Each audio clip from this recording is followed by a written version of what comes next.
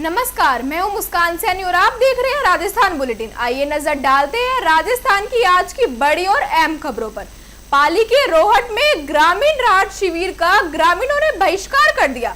Online भूमि समीक्षा में गड़बड़ी का आरोप लगाते हुए पंचायत मुख्यालय पर तालाबंदी कर धरना शुरू कर दिया। मौके पर पहुंचे तहसीलदार ग्रामीणों को समझाने में जुटे हैं।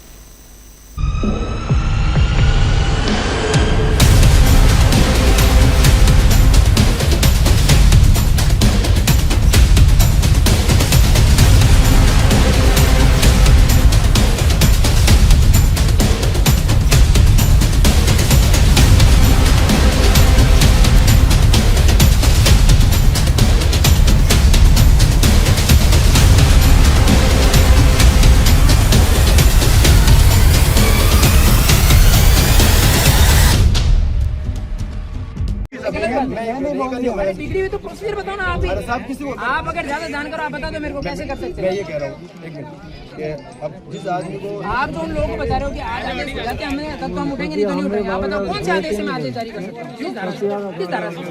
टीम बना दो, कैसे टीम नहीं बने काम करने अच्छा, मैं उनको सुनो ही ना, लोगों को नोटिस नहीं जारी कर, टीम बनानी है ना, टीम किसने बनानी साहब? लोगों को नोटिस देने के लिए टीम बनाने की जरूरत बने क्यों साहब? के तो बाकी नहीं होता ना, लोगों को नोटिस बाकी नहीं होता साहब। टीम बनाने की जरूरत ही नहीं। आपका केवल काम है प्रार्थना पत्र देना। कितने टाइम से आप प्रार्थना पत्र देना। कितने टाइम रोड से आप भाई हमने आज तक की बात कभी की क्या आपको कि साहब हमारे ऐसी समस्या अरे भैया आप आए नहीं, तो मैं वही तो कह रहा हूँ। आप बताओ क्यों आए? आपको अगर प्रोसीजरल मैं बताऊँ मैं बताऊँ कब आया मैं? अभी कैलाश जी की सड़क निकली, मैं मेरी खुद की जानकारी अभी नए खसरे है ना 8-10 अब आए कि कैलाश जी सड़क निकली। उस टाइम जो जगदीशपुरी है उसका 58 के अलॉटमेंट हो रखा है। उसके बाद वो वही कास्ट कर रहा है पूरा खेत उसका। उसके बाद में वही रूपाराम देवासी खेत है, दोनों कास्ट कर रहे हैं, बरोबर कब्जा है उनके बाद। और उस दिन जब सड़क निकालने टीम बनाए मौके पर आई टीम नाम तो करने साथ है। बारा के मंगरोल में अच्छी बारिश की कामना को लेकर श्रद्धालुओं ने विशेष पूजा अर्चना की। नगरवासियों और किसानों ने ध्वज यात्रा निकालकर माता रानी और बालाजी महाराज के दरबार में वर्षा की प्रार्थना की। क्षेत्र में बारिश नहीं होने से किसान चिंतित है।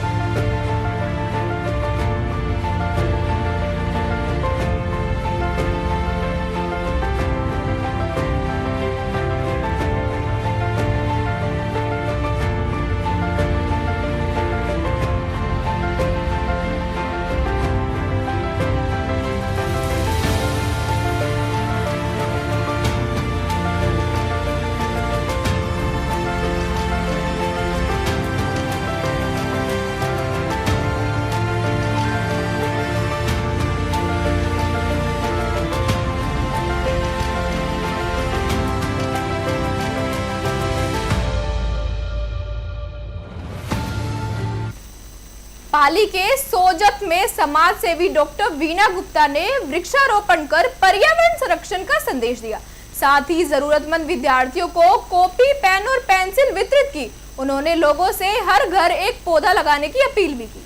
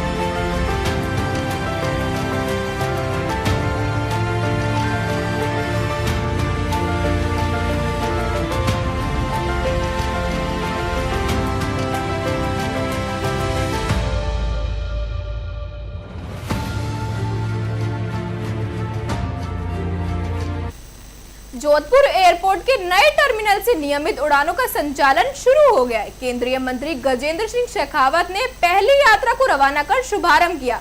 नए टर्मिनल के शुरू होने से यात्रियों को आधुनिक सुविधा का लाभ मिलेगा।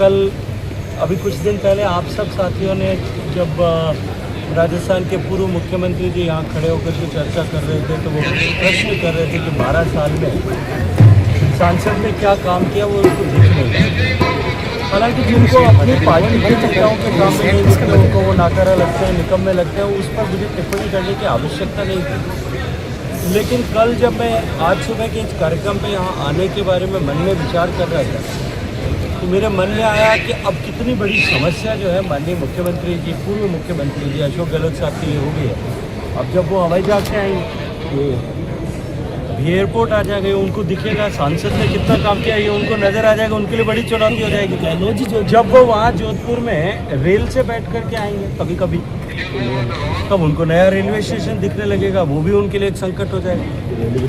फिर अगर वो रोड पर आएंगे तो बर से लेकर के बिलाड़ा तक की सीमेंट की बनी हुई 4 लेन रोड जो उनके समय में तो नहीं थी, जिसकी उन्होंने घोषणा की थी। घोषणाओं में उनकी जो है महारत ही है।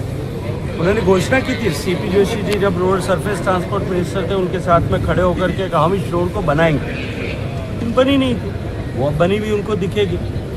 अगर उन्होंने गलती से बनारस की तरफ से आएंगे तो उनके ही विधानसभा क्षेत्र में जो नांदेड़ से लेकर बनारस से लेकर के और मिलिट्री हॉस्पिटल का क्षेत्र जो है बरसात में डूबा हुआ मिलता था, अब वहाँ सीमेंटेड एलिवेटेड रोड मिलेगी तो उनको शायद उसको लेकर के उनको धक्का लगेगा कि एक नई चीज़ देखने को मिलेगी। जो वो विधायक रहते हुए और 6 बार विधायक, 6 बार सांसद और मुख्यमंत्री 3 बार रहते हुए भी जो रोड नहीं ठीक कर पाए थे वो रोड ठीक हो गई, वो उनको जो है उनके लिए आश्चर्य का विषय बनेगा। अगर उस नहीं जाने के बजाय वो डांगेवास से घूम गए तो उनको बाईपास मिल जाएगा, तो वो बाईपास भी सांसद के द्वारा बनाया गया। तो मुझे लगता है इतने सारे अवरोधों को पार करके जब वो आएंगे तब उनके मन में जो ये भ्रम का पर्दा राजनीति का आवरण पैदा हुआ है वो समाप्त। कारगिल विजय दिवस पर जोधपुर में ऑपरेशन विजय कारगिल 2026 का भव्य आयोजन किया जाएगा। इस दौरान कारगिल युद्ध के ऐतिहासिक अभियानों का सांकेतिक मंचन होगा। आयोजन का उद्देश्य युवाओं में देशभक्ति और वीर सैनिकों के प्रति सम्मान की भावना को बढ़ाना होगा। जिस तरह से पारंपरिक बुलेट्स काम में ले जाते हैं, क्योंकि बुलेट्स काम में लेना संभव नहीं है, लेकिन जितने भी इस तरह का दृश्य पैदा करने के लिए जो विस्फोटक काम में लिए जाएंगे वो सब विस्फोटकों के साथ में सीड बम्स जो हैं वो होंगे। इसलिए वह हर विस्फोट जो वहां होगा, हर विस्फोट कुछ बीजों का प्रकीर्णन करेगा ताकि आने वाले समय में हमारी ये जो पहाड़ियां हैं ये हरी भरी हो सके। और संजोग से ये एक ऐसा समय होता है जब मानसून आ गया होता है या आने वाला होता है, जब एक बारगी की बरसात हो चुकी होती है, तब उनका एक साथ उस सीड बम से इतने सारे ब्लास्ट होना और उससे हजारों की संख्या में बीजों का प्रकीर्णन होना, हर बीज जो है एक नया जीवन का प्रारंभ करते हुए एक पर्यावरण के प्रति समाज के संकल्प की अनूठी अभिव्यक्ति को प्रदर्शित करने वाला होगा। और हम उन बीजों के प्रकीर्णन के माध्यम से पर्यावरण के साथ में को बचाने के इस युद्ध में आम जन को भी सेना नायकों से प्रेरणा लेकर के जोड़ने का अवसर मिले, इस दृष्टिकोण से इस कार्यक्रम को और भी अधिक महत्वपूर्ण ऐसा पाते हैं। मित्रों, कार्यक्रम में लगभग 2000 से ज्यादा प्रतिभागी जो हैं वो सम्मिलित होंगे, जिसमें बीएसएफ के सैनिक भी होंगे, जिसमें हमारे एनसीसी के कैडेट्स भी हिस्सा लेंगे, जिसमें भारत स्काउट एंड गाइड्स के हमारे समर्पित वॉलंटियर्स भी होंगे, पूर्व सेनानी भी होंगे, हमारे विभिन्न शिक्षण संस्थानों के विद्यार्थी भी होंगे, अनेक सामाजिक संगठनों के प्रतिनिधि भी उसमें साथ जुड़ेंगे और बहुत बड़ी संख्या में नागरिक भी उसके साथ में सहभागिता करेंगे। मैं ये मानता हूं कि ये एक ऑल इंक्लूसिव प्रोग्राम जो सबको सहभागिता से सबको साथ जोड़ करके प्रेरणा का ऐसा अवसर प्रदान करने वाला अनूठा कार्यक्रम होगा। युवा साथी, आम जनता, विद्यालयों और महाविद्यालयों के विद्यार्थी, सामाजिक संगठनों के लोग, स्वयंसेवी संगठन और मीडिया के सब साथी, मैं आप सबका और आपके सबके माध्यम से आम व्यक्ति का, देश मारवाड़ की जनता का आह्वान करता हूं, उनका स्वागत करता हूं कि आप सबकी सहभागिता से ही, आप सबके सहयोग से ही ये कार्यक्रम यशस्वी, प्रभावी, परिणामकारक और प्रेरणास्पद बन सकता है।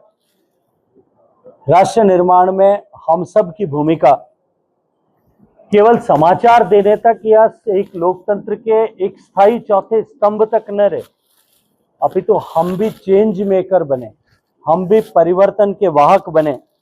इस दृष्टिकोण से, इस भावना के साथ में मैंने आज आप सबको यहाँ पे समिति ने निमंत्रित किया, मैंने आप सबसे बातचीत की है। इस आयोजन के पीछे जो महत्वपूर्ण संदेश छुपा है, जो संदेश की विशालता भी है और संदेश की गहराई भी है, उस गहराई के अनुकूल आप सब लोग इस संदेश को प्रकीर्तित करने के लिए सहयोग करेंगे। 26 जुलाई केवल कारगिल विजय दिवस के रूप में न रहे, अपितु 26 जुलाई उन सारे सेना नायकों के प्रति कृतज्ञता का भाव ज्ञापित करते हुए कि उनके साहस, उनके शौर्य, उनके समर्पण, उनके बलिदान के चलते हुए हम सब लोग सुरक्षित हैं, हम लोग चैन की नींद सो सकते हैं। उसके साथ साथ में हम उनसे प्रेरणा लेकर के हम आगे बढ़ें। इस दृष्टिकोण से मैं आप सबकी सक्रिय सहभागिता के लिए आप सबका आह्वान करता हूं। समिति के सब पदाधिकारियों को भी मैं आग्रह करता हूं कि हम सब लोग भी अपनी पूरी ऊर्जा के साथ में इस कार्यक्रम की सफलता और इसको यशस्वी बनाने के लिए जुटेंगे और निश्चित रूप से ये कार्यक्रम आने वाले समय में अविस्मरणीय कार्यक्रम होगा, जिसकी गूंज और जिसकी पहचान और प्रेरणा पूरे देश भर में पहुंचेगी।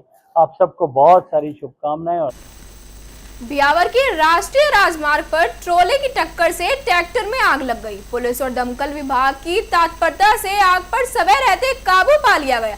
हादसे में 2 युवक मामूली रूप से घायल हुए।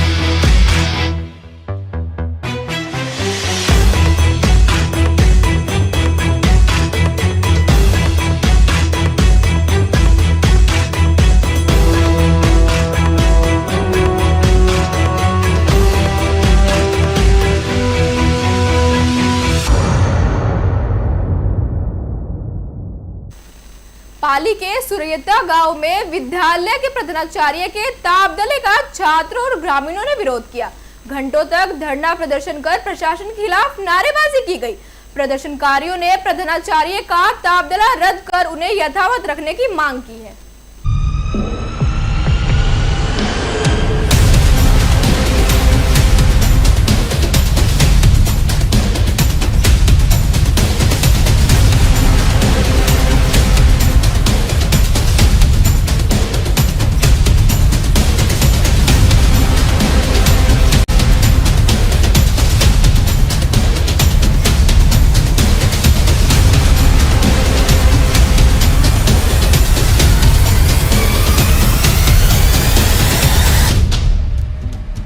जी सर, हमारे गांव में जो प्रधानाचार्य जी 8-9 महीने पहले आए, देवेंद्र सिंह जी मीणा, उनका विकास देखने लायक था और हमने भी गाँव ने भी भामाशाहों ने तन मन धन से सहयोग किया ताकि स्कूल का विकास हो और बच्चों आगे पढ़े। और ये राजनीतिक व्यवस्था के शिकार हो गए, क्योंकि 8 महीने में कोई ट्रांसफर होता नहीं है। कई लंबे समय से लोग बैठे रहते हैं, लेकिन इन्होंने पता नहीं क्या हुआ, राजनीतिक समीकरण ऐसे बैठे कि इनका ट्रांसफर करवा के सीधे ही भिजवा दिया। तो हम गांव वाले यही चाहते हैं कि देवेंद्र सिंह मीणा यही रहे और हमारे बच्चों का जो सिस्टम शुरू हुआ पढ़ाने का तो वो चलता रहे। उन्होंने जो नवीनतम किए प्रयोग है स्कूल में कि गांव की जो बच्चियां जो स्कूल में बैठी है उनको भी आगे लाए कि आप उनको निजी जेब से पैसे खर्च करके उनको पढ़ाने के लिए स्कूल में लगा रखे थे, ताकि विद्यालय में शिक्षकों की कमी की पूर्ति हो, बच्चे पढ़े। देखो आप खुद देख लो, गाँव में ये बड़ा भव्य गेट बना है, सोलर प्लांट का है। अगर ये नहीं होगा तो हमारे गाँव का नुकसान होगा, क्योंकि हमारे भामाशाह उनसे जुड़े तन मन धन से। इतना साले तो नहीं हुआ, इन्होंने गांव से लोगों से जुड़ने की कोशिश की, घर घर गए, लोगों से हाथाजोड़ी करी, उनको समझाया, मोटिवेट किया, तब जाके हमें परिणाम मिला। अब हमें परिणाम ही नहीं देने देते तो आप ये राजनीतिक चक्कर में हमारे गांव का क्या नुकसान कर रहे हो। मैं चाहता हूं और मेरे गांव के सभी लोग चाहते हैं कि देवेंद्र सिंह जी मीणा का ट्रांसफर कैंसिल हो, उनको यथावत रखे, नहीं तो इससे बड़ा आंदोलन पाली कलेक्टेड ऑफिस के बाहर किया जाएगा। आप सुन ले, इनका 1-2 दिन में ट्रांसफर कैंसिल करें ताकि हमारे बच्चों की, और यहाँ पर जो नवीन जो प्रवेश हुए उनको भी बच्चे दूसरे स्कूलों में भेजेंगे, दूसरे गांव जाना पड़ेगा, क्योंकि पढ़ाई तो होगी नहीं। जो मॉनिटरिंग करता है वो आदमी नहीं है तो कौन करेगा। अब इनके जाने के बाद किसी प्रिंसिपल को न तो लगाया न कोई बात है, किनके भरोसे बैठे सरकार ये। तो हम गाँव वाले चाहते हैं कि इनका ट्रांसफर आज ही निरस्त हो और हमें शाम तक इनका यथावत का ऑर्डर मिले। पूनम मैं कक्षा 11 की स्टूडेंट हूँ। देवेंद्र सिंह मीणा को यही रखा जाए, हमारी यही मांग है कि सर यही रहे और हमारे स्कूल में रहे। प्रिंसिपल साहब बहुत अच्छे थे और उन्होंने बहुत अच्छा कार्य करवाया और मतलब इधर विकास भी बहुत हुआ है। हम चाहते हैं कि हमारे प्रिंसिपल सर वापस आए और इस जो विकास हो रहा है इसको जारी रखें। मेरा नाम प्रिया है, मैं कक्षा 7 की छात्रा हूँ। हमारे देवेंद्र सिंह मीणा बहुत अच्छे थे और उन्हें यहाँ रखे क्योंकि हमारी पढ़ाई अच्छी हो। आप स्कूल के बाहर धरने पर बैठे हैं ग्रामवासी और छात्र छात्राएं, आपकी क्या मांग है? मांग है कि हमारे प्रिंसिपल सर देवेंद्र सिंह जी मीणा हैं, हमारे गांव के अंदर उन्होंने बहुत ही अच्छा विकास करवाया स्कूल का और उनकी वजह से उन्होंने घर घर जाके भामाशाहों को मतलब उत्साहित किया है, बढ़ाया है। तो मैं चाहता हूं कि उनका जो ट्रांसफर हुआ है वो कैंसिल हो और उनको जल्द से जल्द यहाँ वापस लाए। उन्होंने बच्चों को जो गांव के अंदर जो मतलब गरीब बच्चे स्कूल नहीं आ पाते हैं उनको भी बहुत मतलब उत्सुक किया है, घर घर जाके जगाया है। तो उनके भी मतलब माता पिता है, पेरेंट्स हैं, उन्होंने भी मतलब यहाँ बच्चों का एडमिशन करवाया और अच्छे से पढ़ाई भी बहुत ही अच्छी तरीके से सुचारू रूप से चल रही है और रिजल्ट भी बहुत ही अच्छा रहा है, 100% रहा है। इसलिए हम सभी ग्रामवासियों की मांग है कि हमारे प्रिंसिपल साहब देवेंद्र सिंह जी मीणा जल्द से जल्द यहाँ वापस आए और यहाँ की पढ़ाई वापस जाए। फिलहाल इस बुलेटिन में इतना ही, और ऐसी अपडेट्स के लिए जुड़े रहे लोकल 7 न्यूज के साथ।